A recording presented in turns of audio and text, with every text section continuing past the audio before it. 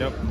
So how do you guys feel about the passage in the House of the MORE Act, Marijuana Opportunity Rejuvenation Expungement Act, that now has to go through the Senate to see if it's federally decriminalized? So I think cannabis is one of those situations where it's our version of the prohibition, right? You know, alcohol back in the day, they had the speakeasies, which are now like historic landmarks for you to go to and participate in, and you know, a part of the lore. So I think that when you look at cannabis and that decriminalization, that defederalization, it really shows the direction, especially with Web3, because now you're able to provide more education. So one of the biggest things for me about blockchain is once it's there, it's there.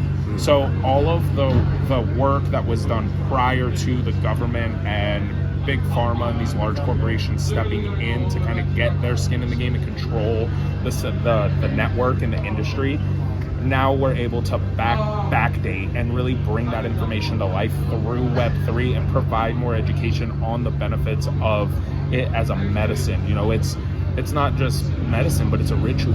You know, the ancient history shows that there are ties between religion and cannabis, and you know, that can be controversial in itself, but when you think about Native Americans, for example, you know, that was their opportunity to talk to spirit. They spoke to higher levels, they vibrated higher because the plant made them more in tune with the planet. And ultimately, when you can do that and you can connect to the planet, you can connect to your fellow human, it really goes to show, like, that combined with Web3, like, you give that as an opportunity to everyone. Now we're really making these big leaps and bounds in giving people in America the opportunity to not be afraid to sport medicine for themselves. You know, it's so easy for people to go and pop a pill, Vicodin. Yep. You know, these big pharmaceutical medicines that provide addiction, and they create terrible syndromes. My brother, you know, he was taking pain pills and he had a bunch of side effects and he had to stop, so now he's living in pain.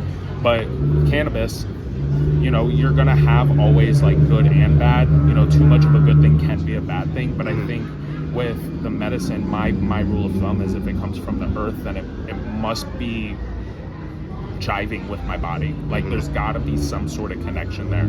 So if you can stick it in the ground and grow it, why not use it?